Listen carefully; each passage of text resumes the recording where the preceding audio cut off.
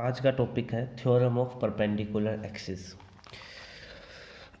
अब अगले जो सेशन आएगा, इस सेशन नहीं, अगला जो इसके बाद पार्ट नंबर 9 जो आएगा, ठीक है, उसके अंदर आप लोग देखोगे कि आपको मोमेंट ऑफ इनर्शिया निकालना होगा डिफरेंट कंडीशंस के अंदर, डिफरेंट एक्सिस के अलोंग।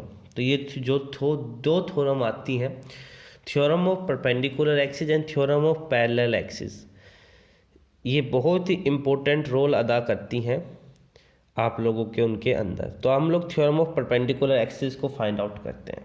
तो थ्योरम ऑफ परपेंडिकुलर एक्सिस के दो तरीके होते हैं, दो कंडीशंस के अंदर हम लोग उसको फाइंड आउट करते हैं। सबसे पहले कंडीशन आती है for a plane laminar body. अगर आपके सामने कोई एक प्लेन लैमिनार बॉडी आ जाए, तो प्लेन लैमिनार बॉडी का मतलब होगा कि एक ऐसी बॉडी जो केवल एक ही प्लेन के अंदर होगी। जैसे कि फॉर एग्जांपल हमारे सामने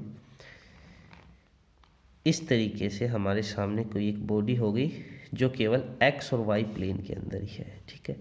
ये हमारे सामने कोई एक बॉडी हो गई, ठीक है, ओके। इस तरीके से ये एक सिंगल प्लेन के अंदर है, प्लेन ऑफ पेपर के अंदर है, ठीक है। प्लेन ऑफ पेपर के अंदर हमारी इस तरीके से एक बॉडी होगी, ठीक है। ये एक्स एक्सिस हो गया, ये वाई एक्सिस हो गया, और ये हमारा हो गया जेड एक्सिस हो गया। Then what is the theorem, what shed the theorem. तो हमारी थ्योरम क्या कहेगी, उसके बारे में हम लोग बातचीत करते हैं। Then according to the theorem of perpendicular axis, the movement of inertia, the moment of inertia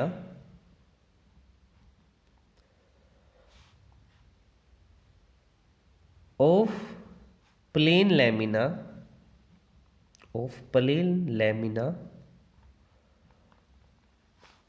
about an axis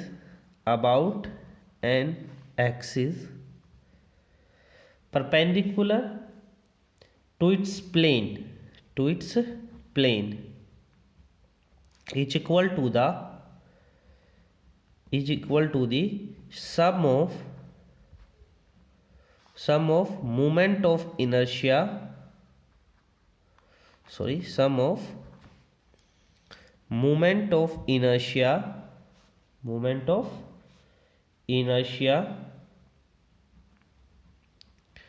of lamina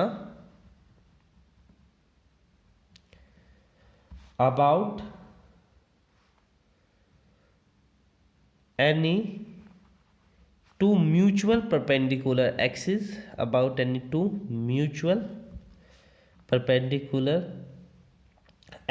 mutual perpendicular का मतलब है कि वो एक दूसरे से परपेंडिकुलर हो। जैसे कि अगर ए बी दो म्यूचुअल परपेंडिकुलर एक्सिस हैं, तो ए बी के परपेंडिकुलर होगा और बी ए के परपेंडिकुलर होगा। तो म्यूचुअल परपेंडिकुलर का मतलब ये है in its own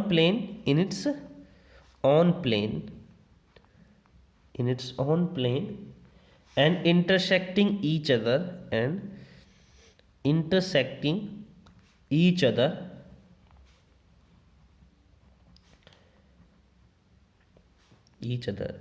at a point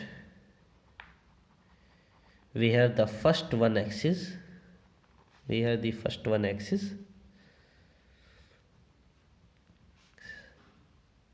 meet the lamina।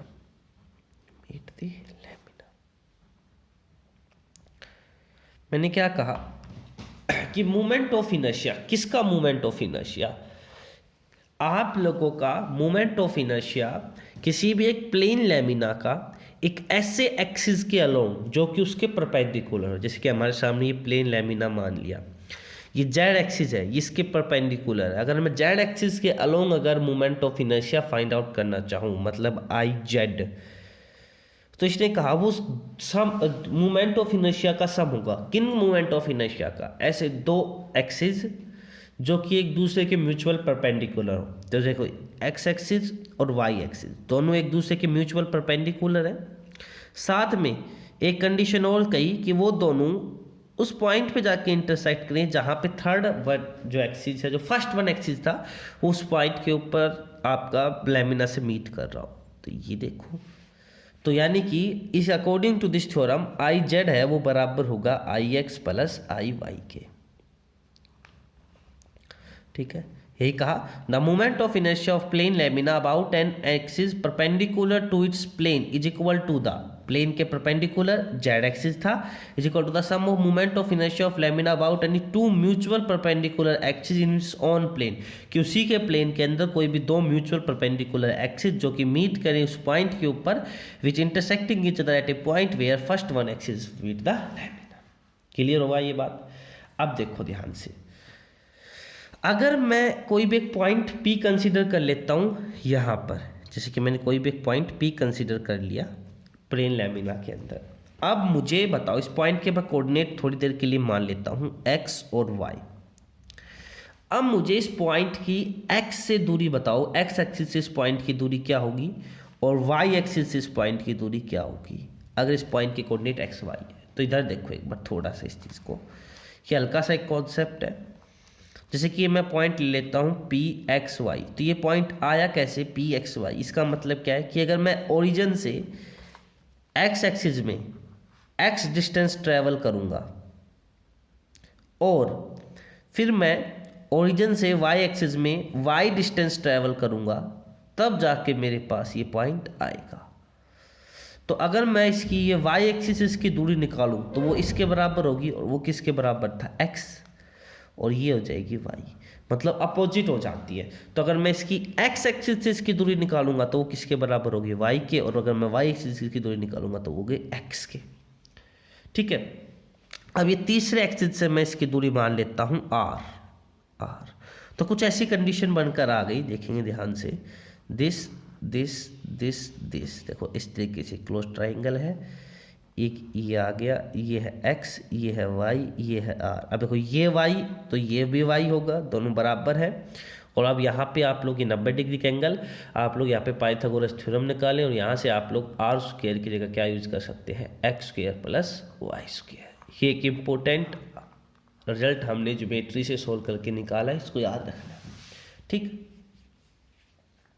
तो आप देखेंगे ध्यान से, अगर मुझे जेड एक्सिस के अलोंग मूवमेंट ऑफ इनर्शिया निकालना है तो मूवमेंट ऑफ इनर्शिया क्या होता है, मास गुना में डिस्टेंस का स्क्वायर और तो उसका समीशन। तो समीशन ले लेंगे, मास हम लोग m मान लेते हैं और डिस्टेंस हमारे सामने r थी, हम लोगों ने ले लिया r का स्क्वायर। एक्स एक्सिस के अलोंग निकालूंगा तो क्या आएगा, समीशन मास और एक्स एक्सिस से डिस्टेंस अभी मैंने बताई y होगी, y स्क्वायर। अगर मैं x के अलोंग या y के अलोंग निकालूंगा तो summation mass m x square. Sum करो I X plus I Y, I X plus I Y, तो summation M Y square summation M X square. अब मैं समीशन एम आपका बाहर ले लूँ तो आपके सामने क्या आएगा, X square plus Y square, और हम लोग अभी इसकी वैल्यू फाइंड आउट करके आए हैं आर स्क्वायर। तो ये हो जाएगा समीशन एम आर स्क्वायर, और समीशन एम आर स्क्वायर किसके बराबर था, आई जेड के बराबर था। तो हमारा आ गया आई जेड बराबर आई एक्स प्लस आई वाई। तो यही थी थ्योरम ऑफ परपेंडिकुलर एक्सिस। ये आ गया प्लेन लैमिना के लिए। अगला जो आता है, अगला जो पार्ट इसी पार्ट के अंदर अब हम लोग आगे जो बातचीत करेंगे वो हम लोग बातचीत करेंगे 3 डायमेंशनल बॉडी के लिए। तो अब आओ 3 डायमेंशनल बॉडी के लिए इसको समझते हैं। अब समझेंगे ध्यान से, अगर 3 डायमेंशनल बॉडी आ जाए तो उसके लिए हम लोग इसको कैसे डिफाइन करेंगे। हल्के से पहले ज्योमेट्री समझ लो, फिर अब उसी को सोल्व करेंगे हम लोग, और फिर हमारे सामने जो नेट रिजल्ट आएगा हम लोग उसको सोल्व करेंगे। जैसे कि देखो उसकी हम डेफिनेशन बनाएंगे। जैसे कि मान लो ये हमारे सामने कोई भी कार्टेशियन सिस्टम हो गया कुछ इस प्रकार से। यहाँ पे हम लोग कोई भी एक पॉइंट P कंसिडर कर रहे हैं, उस पॉइंट का हम लोग कोऑर्डिनेट मान रहे हैं x y z।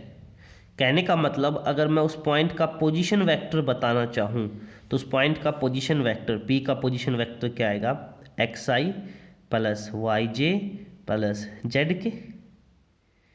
ठीक है, और ये मैं उसके लिए पोजीशन वेक्टर r का यूज कर रहा हूँ। तो r का जो मैग्नीट्यूड होगा वो किसके बराबर होगा, r वेक्टर का मैग्नीट्यूड। तो r वेक्टर का मैग्नीट्यूड बराबर होगा अंडर रूट एक्स आई का X square Y square Z square. ये हम लोग पढ़ के आ चुके हैं। अगर मैं दोनों तरफ स्क्वायर कर दूंगा तो आर स्क्वायर बराबर आ जाएगा X square plus Y square plus Z square. ठीक है, अब हम लोग निकालेंगे तीन टाइप के moment of inertia. Moment of inertia along X axis, moment of inertia along Y axis, moment of inertia along Z axis. तो देखो ध्यान से, सबसे पहले मैं निकालता हूँ moment of inertia along X axis. अब पहले वाली थ्योरम हम लोग पढ़ के आ चुके हैं कि मोमेंट ऑफ इनर्शिया अगर किसी एक एक्सिस के दो अपॉन निकालना हो, X axis Y axis Z axis के अलोंग, तो हमारे सामने बाकी दो एक्सिस का सम आ रहा था। जैसे कि अभी हमारे सामने हम लोग पढ़ के आए थे हम परपेंडिकुलर एक्सिस में कि moments of inertia along Z axis वो किसके बराबर था, moment of inertia along X axis plus moment of inertia along Y axis. ऐसे अगर moment of inertia along X axis लेंगे तो वो देखो यहाँ पे तीन एक्सिस होते हैं एक्स वाई जेड, एक इधर आ जाएगा बाकी दो इधर आ जाएंगे। तो moment of inertia along Y axis plus moment of inertia along Z axis. अगर मोमेंट ऑफ इनर्शिया अलोंग मुझे वाई एक्सिस निकालना होता तो दो इधर आ जाते, moment of inertia along X axis, moment of inertia along Z axis. अब मैं इसी कॉन्सेप्ट का यूज़ करूँगा, ठीक है, परंतु इस कॉन्सेप्ट का हम लोग थोड़ा अलग स्टाइल में यूज़ करेंगे। हमें पता है कि ये इस प्रकार से होगा और ये आया कैसे था, ज्योमेट्री भी हम लोग को याद है, तो हम लोग उसी ज्योमेट्री के कॉन्सेप्ट का यूज़ करेंगे। Moment of inertia along X axis होगा m गुणा में एक्स एक्सिस से इसकी दूरी, ये मैं एक्स एक्सिस मान लेता हूँ, और एक्स एक्सिस से इसकी दूरी थोड़ी देर के लिए मैं मान लेता हूँ k1, तो k1 का स्क्वायर।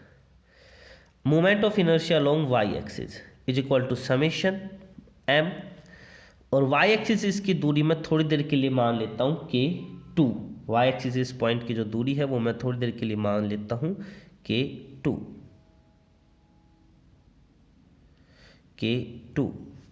k2 का square. Moment of inertia along Z axis, और जेड एक्सिस इसकी मैं दूरी मान लेता हूँ थोड़ी देर के लिए k3। मोमेंट जेड एक्सिस में इसकी कितनी मान ली, k3। अब आप लोग इसको वैसे ही सोल्व करो जैसे कि हम लोग पहले सोल्व करते आ रहे थे। पॉइंट 3 डायमेंशन में है, इसके अंदर मैं 3 डायमेंशनल इसको दिखा नहीं पा रहा हूँ, पर मैं इसको समझा दूँ, ये पॉइंट 3 डायमेंशन में। फॉर एग्जाम्पल आप लोग क्या कीजिए, जैसे कि आप जिस भी कमरे में रूम के अंदर बैठे उसका कोई भी एक कॉर्नर ले लीजिए। इसको अगर आप लोग फिजिकली समझना चाहते हैं, कॉर्नर ले लीजिए, तो कॉर्नर में जो अबाउ जा रहा है उसको जेड एक्सिस मान लो, और नीचे इस तरीके से दो शाखाएं खुल रही होंगी कॉर्नर के अंदर, इधर ये दीवार होगी आपकी, ठीक है, तो इधर ये एक्स एक्सिस मान लो, इधर कोई वाई एक्सिस मान लो। फिर यहाँ पे कोई भी वैक्यूम के अंदर कोई भी एक पॉइंट कंसीडर करो, वैक्यूम के अंदर, ठीक है, आपका जो कमरा है, सॉरी वैक्यूम कह रहा हूँ, आपके स्पेस के अंदर जो है उसके अंदर कोई भी एक पॉइंट कंसीडर करो। उस पॉइंट के लिए अब आप लोग इनको मानो कि जेड एक्सिस से इसकी दूरी आ गई, एक्स एक्सिस से इसकी दूरी आ गई, और वाई एक्सिस से इसकी दूरी आ गई, k1 k2 k3। अब हमारे मेन टारगेट है k1 फाइंड आउट करना, k2 फाइंड आउट करना, k3 फाइंड आउट करना। देखो बेसिक तो यही होगा, पर इसको थोड़ा सा इस वे में लेके चल रहे हैं।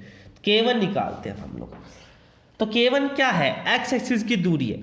अब देखो मुझे अगर मान लो मुझे x एक्सिस से निकालनी है दूरी, तो ये देखो पॉइंट P यहाँ कुछ होगा, कुछ इस प्रकार से, ये स्पेस के अंदर है, ये वाई जेड प्लेन के अंदर नहीं है, स्पेस के अंदर है। अगर मुझे इसकी x एक्सिस से दूरी निकालनी है तो x एक्सिस इसकी दूरी मैं थोड़े टाइम के लिए ये वाली मान लूँगा, ये वाली दूरी इसकी x एक्सिस से मान लूँगा, ये वाली दूरी z एक्सिस से ये हो जाएगी, और y एक्सिस से ये हो जाएगी, ठीक है, ये हो जाएगी z से, ये हो जाएगी y से, ये हो जाएगी x से। अब इस वाली चीज़ को मैं इसके बराबर मानूंगा तो ये एक राइट एंगल ट्राइंगल बन जाएगी, और पाइथागोरस थ्योरम से सोल्व करूंगा। तो ऐसे जब आप लोग सोल्व करोगे तो k1 की जो वैल्यू आती है वो आती है Y square plus Z square, मतलब कि देख रहे हो आप लोग Y square plus Z square, मतलब कि वाई की डिस्टेंस प्लस में जेड की डिस्टेंस, इनका मतलब इनके स्क्वायर का सम। तो वाई से डिस्टेंस क्या थी, k2 स्क्वायर, और जेड से k3 स्क्वायर, और इनका अंडर रूट को स्क्वायर बोथ साइड कर दो।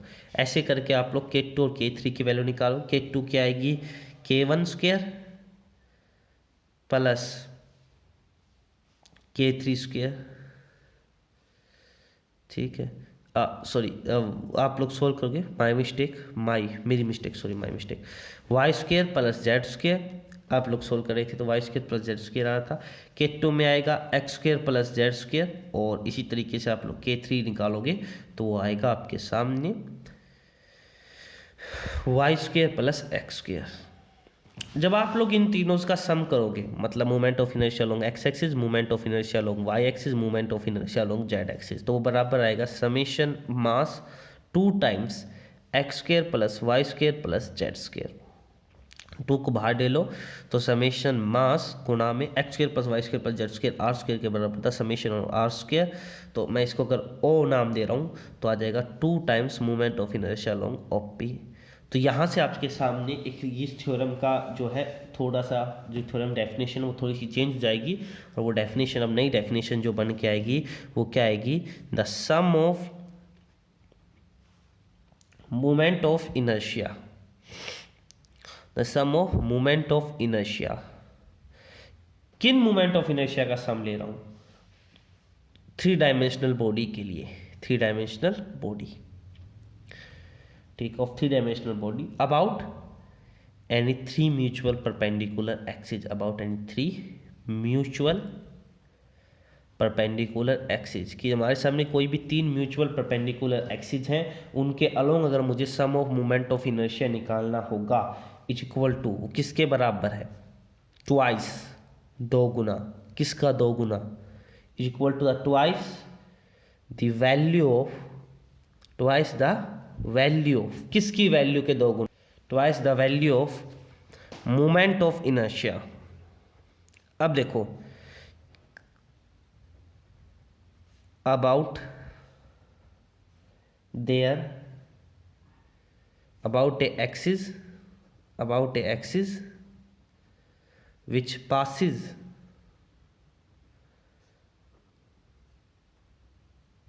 through their common point of interaction, common point of intersection, intersection and